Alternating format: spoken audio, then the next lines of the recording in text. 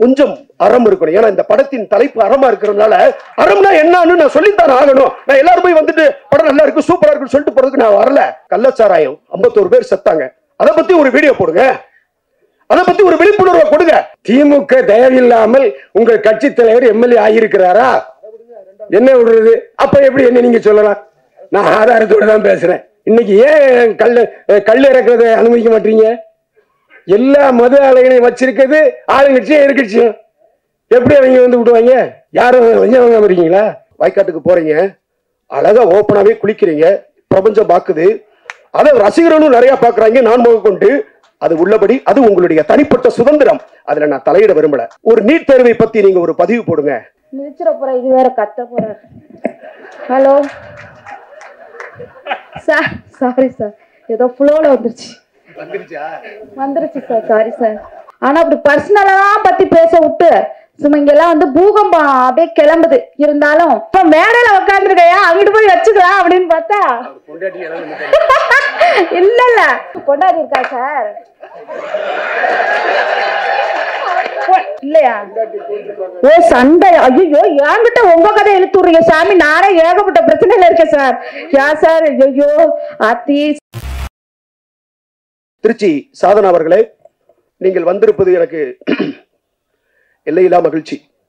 அன்னைக்கு வந்து கணவன் மனைவி நல்லா நுட்பமாக கவனிச்சுக்குங்க. இது அறிவுரையா சொல்லலை, நான் என்னுடைய வழி என்னுடைய உணர்வை நான் உங்ககிட்ட ஷேர் பண்ணிக்கிறேன்.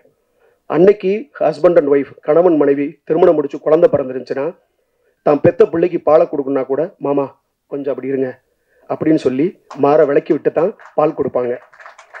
ஆனா இன்னைக்கு நீ யூடியூப்ல எங்க போன அவன் ஓப்பனா ஏதோ உலகத்தினுடைய பிம்பம் மாதிரி காட்டுறாங்க. இதெல்லாம் எப்படி? இது வந்து என்னன்னா, இதை கேட்கறதுக்கு சிரிக்கிற மாதிரி இருக்கும். அதனுடைய நுட்பமான விஷயத்தை நீங்க புரிஞ்சீங்கன்னா அதை இனிமேல் செய்ய மாட்டாங்க. அப்படி இருக்கிறாங்க. இன்னைக்கு சாதனா அவர்கள் தனக்கு இருக்கிற திறமையை வைத்து அவ்வளவு ஃபாலோவர்ஸ் வச்சு இன்னைக்கு அவங்க கிராமத்திலே அவங்க கட்டியிருக்க வீடு பெரிய வீடா இருக்கும்னு நினைக்கிறேன். சந்தோஷம், வாழ்த்துக்கள். ஆனா அதே சமயம் நீங்க நிறைய வீடியோஸ் போடுறீங்க, வாய்க்காட்டுக்கு போறீங்க, அழகா ஓப்பனாவே குளிக்கிறீங்க, பிரபஞ்சம் பாக்குது, அதை ரசிகர்களும் நிறைய பாக்குறாங்க, நான் முக கொண்டு. அது உள்ளபடி, அது உங்களுடைய தனிப்பட்ட சுதந்திரம், அதுல நான் தலையிட விரும்பல. ஆனால் ஒரு நீட் தேர்வை பத்தி நீங்க ஒரு பதிவு போடுங்க, ஒரு சாதி ஒழிப்பை பத்தி ஒரு 2 நிமிஷம் பேசுங்க, லட்சக்கணக்கான ஃபாலோவர்ஸ் உங்களுக்கு வருவாங்க. உங்க மேல இந்த சமூகம் அவர்கள் நல்ல ஒரு மதிப்பை வைத்திருக்கும். இந்த படத்துல கூட நீங்க ஒரு அற்புதமான ஒரு கேள்வியை கேட்டீங்க முதல்வர் அவர்களை நோக்கி. இந்த அரம்சை படத்துல வந்து நிறுத்திட போற, இது வேற கத்த போற. ஹலோ சார், சாரி சார், ஏதோ ஃப்ளோல வந்துருச்சு சார், சாரி சார். எங்கிட்டு போனாலும் அடியா விழுது, என்ன பண்றதுன்னு தெரியல. இந்த எப்படி சொல்றது, நம்ம சார் வந்து எப்படின்னா படத்தை பத்தி மட்டும்தான் பேச சொன்னாங்க. ஆனா அப்படி பர்சனலா பத்தி பேச விட்டு சும்மா இங்கெல்லாம் வந்து பூகம்பம் அப்படியே கிளம்புது. இருந்தாலும் ஒருத்தர் முன்னேறதுக்காக 4 பேர் அட்வைஸ் பண்ணா அதை கண்டிப்பா நம்ம ஏத்துதான் ஆகணும். அவங்க நமக்கு அக்கறையோட தான் பண்றாங்க அப்படின்னு சொல்லிட்டு நம்ம மனசார ஏத்துக்கணும். அதை நான் ஏத்துக்கிறேன் கண்டிப்பா. ரொம்ப சந்தோஷம். எனக்கு அவர் சொன்னதே மைண்ட்ல ஓடிக்கிட்டே இருக்குது, டக்கு டக்கு டக்கு டக்கு டக்குன்னு ஓடுது. என்னடா கூப்பிட்டு வச்சு இவ்வளவு அழகா தெளிவா பேசுறாரு அப்படின்னு சொல்லிட்டு. இப்ப சப்போர்ட் பண்ணுங்க எல்லாரும். நீங்க சொல்றதுனால. உங்க பேர் என்ன சார்? குணாஜி. இங்க பாத்தீங்கன்னா இங்க அரசியல் வட்டமே நடத்திட்டார் குணாஜி.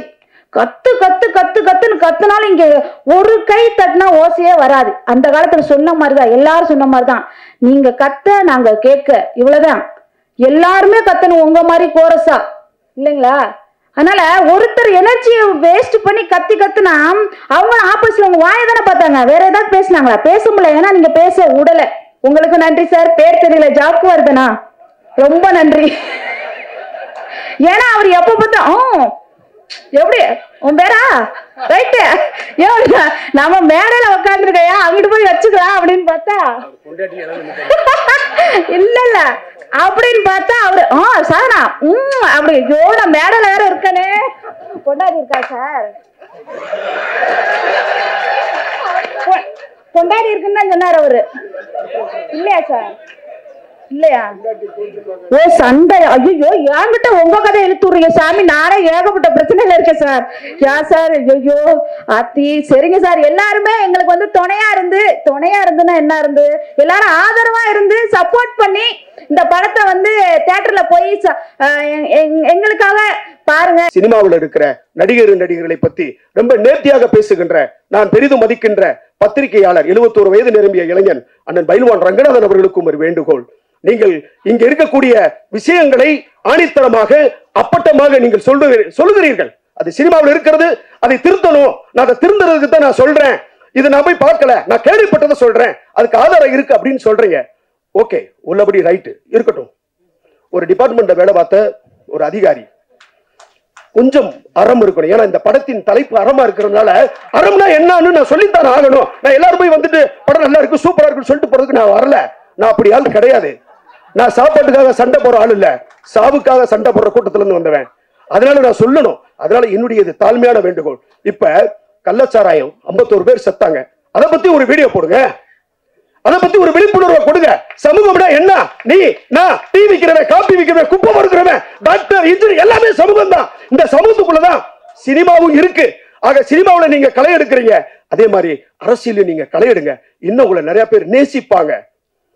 ஏன் உங்க டிபார்ட்மெண்ட்ல டிஎஸ்பி விஷ்ணு பிரியா மேலிடத்துல கொடுத்த டார்ச்சர்னால தற்கொலை பண்ணிக்கிட்டாங்க. அந்த கேஸ் சிபிஐக்கு மாறிச்சு. இன்னைக்கு வரைக்கும் காவல்துறையில வேலை அவங்களுக்கே நீதி கிடைக்கல. எப்படி நீதி கிடைக்கும்? ஐஐடி காலேஜ் பாத்திமா பரணாமன்ற பார்ப்பன ப்ரொஃபசர் டார்ச்சர் பண்ணி தமிழ்நாடு பாதுகாப்பான நாடுன்னு சொல்லி கேரளாவில இருந்து நான் பிள்ளைய அனுப்புனாங்க. அதுக்கு இன்னும் நீதி கிடைக்கல. ஏன் வேங்க வெயில்ல குடிக்கிற தண்ணியில பீயுங்க, வார்த்தை சொல்லும் போது எவ்வளவு அசிங்கமா இருக்கு, எவ்வளவு கூச்சப்படுறோம். மலம் கொட்டுனாங்க. இன்னைக்கு வரைக்கும் அதுக்கு தீர்வு கிடைச்சிச்சா? கிடைக்காது, கிடைக்கவும் மாட்டாங்க. இதெல்லாம் பற்றி நீங்க ஒரு காணொலியிலே பேசுகிற பொழுது இன்னைக்கு ஏன் நான் உங்களை வலியுறுத்துறேன்னா, இங்க படிச்சவன் சொன்னா எவனும் கேட்கறது இல்ல, ஆனா நடிச்சவன் சொன்னா கேட்கிறான். இந்த நாளைய தீர்ப்பேன்றான், நாடே உங்க இல்லைன்றான். டேய் என்னடா சொல்றீங்க? போராட்ட களம் வேறு, அறம் செய். மாநில அரச கிளிகளையும் கிழிச்சாரு. அவருடைய தலைவரே திமுக சார்புல கூட்டணியில் ஜெயிச்சவர். இந்த பேச்சுக்கள்லாம் முதலமைச்சருக்கு போனா என்ன ஆகும்? நீங்க வாழ்வுரிமை கட்சி தலைவர், திமுக ஆதரவுல ஜெயிச்சவர், நீங்க எப்படி திமுக தப்பா பேசலாம்? நான் இந்த கேள்வி கேட்கிறேன். கச்சா அம்சான்னு போட்டு கிழிச்ச உடனே சரியா போச்சா? சார் நான் சொல்றது, திமுக தயவில்லாமல் உங்கள் கட்சி தலைவர் எம்எல்ஏ ஆகியிருக்கிறாரா? என்ன விடுறது? அப்ப எப்படி என்ன நீங்க சொல்லலாம்? நான் ஆதாரத்தோட தான் பேசுறேன். நான் எனக்கு ஒரு விஷயம் சொல்லுங்க. இப்ப யூடியூப்ல தமிழ்நாட்டில் பார்த்தா 50 பைசா தான். ஆனா அதே வெளிநாட்டில் உள்ளவங்க பார்த்தா ₹1.50. இன்னைக்கு எனக்கு பெண் ரசிகர்கள் ஜாஸ்தி. தெரியுமா உங்களுக்கு? சிரிக்கலாம் பாருங்க. எல்லாருமே என்னுடைய ரசிகர்கள். ஆனா அவங்களுக்கு எதிராக நீங்க பேசுறீங்க. இதான் பேசின மட்டும் நம்ம சொல்லி திருச்சி சார் ஒரு விஷயம் நல்லா சொல்லிச்சு. நல்லா கத்தி கத்தி பேசுனீங்க, கைத்தட்டலே விழலன்னு கவனிச்சிங்களா? அப்ப ஏன் சொல்றீங்க? அதெல்லாம் வேண்டாம். நாம இப்ப இன்னைக்கு கண்டென்ட் சொல்றதுங்கிறது தான் நான் பேசிக்கிட்டு இருக்கேன், தவிர வேற ஒண்ணும் இல்லை. ஏன்னா என்னுடைய நண்பர்கள் எப்பவுமே இன்னைக்கு ஏன் கடைசியில் பேசி வச்சாங்கிறது கூட அதுதான் ஒரு காரணம். எல்லோருக்கும் நீங்களே உங்க கட்சி பேர் வாழ்வுரிமை கட்சி. அவங்க உங்களுக்கு ஒரு உரிமை இருக்கு, அவங்க உங்களுக்கு ஒரு சுதந்திரம் இருக்கு, அவங்க உங்களுக்கு ஒரு தொழில் இருக்கு, அவங்க உங்களுக்கு ஒரு பிளாட்ஃபார்ம் இருக்கு. இப்ப எனக்கு என்னை பத்தி என்னுடைய நண்பர்களுக்கு தெரியும். என்னை பத்தி கேள்வி கேட்டே என்ன பெரியவன் சாய்க்கிறாங்க. நான் இல்லாத பொழுதும் சரி, இருக்கும் பொழுதும் சரி. அந்த எதை சிரிச்சிட்டு இருக்காரு அவர் தான் இஷ்டத்தை கேள்வி கேட்கிறாரு. நான் அதே மாதிரி நானும் பாத்தீங்கன்னா பேசாததை கூட தமிழில் வைக்கிறாங்க. அது ஏன் தப்பு இல்லை. தயவுசெய்து நீங்க என்னுடைய பதிவுகளை பார்த்தீங்கன்னா அவர் சொன்னார், அவர் தவறான தகவல்னு சொன்னார். சமீபத்தில் 5 பதிவுகளை நான் பேசியிருக்கேன். கள்ளச்சாராய சாவுக்குன்னு தமிழ்நிலே வந்திருக்கு. சாராயம் காய்ச்சறவனையும் விற்கிறவனையும் அரசாங்கம் தூக்கல போடியான்னு சொல்லியிருக்கேன். நான் பேசியிருக்கேன். அவர் பார்க்கல, நான் செய்வேன். அவரே நான் தப்பா பேசுனது மட்டும் பார்க்கறாருன்னு தெரியல. எப்படி அவர் சொல்லலாம்? நான் 5 விஷயம் போட்டிருக்கேன். அரசியல்காரங்கிற சேனல்ல போய் பாருங்க. எல்லாம் 1 லேக் மேல போயிருக்கு. சாராயம் இன்னைக்கு இன்னைக்கு நீங்க அரசியல் பேசணும், நானும் அரசியல் பேசுவேன். இன்னைக்கு ஏன் கல் இறக்குறத அனுமதிக்க மாட்டீங்க? எல்லா மது ஆலைகளையும் வச்சிருக்கிறது ஆளுங்கட்சியும் எதிர்கட்சியும். எப்படி அவங்க வந்து விடுவாங்க? யாரும் வஞ்சம் வாங்காம இருக்கீங்களா? அப்படின்னா அது அரசியல் ஆயிரும். இதுக்கு நான் சொல்ல வரேன்னு சொன்னா, என்னுடைய பதிவுகள் 20% மட்டும் பார்த்து விட்டு விமர்சிக்கிற இதே ஆட்கள் 100% பாருங்க. நான் தான் சொல்றேன், அரசியல்களுடன் சேனல்ல 4 பதிவு போட்டிருக்கேன். 2 லட்சம் போயிருக்கு. எல்லாமே அரசை விமர்சித்து தான். ஆளுங்கட்சி மட்டுமல்ல, எதிர்கட்சியும் சேர்த்து விமர்சிச்சிருக்கிறேன். இன்னைக்கு கூட பேசிட்டு வந்திருக்கேன்.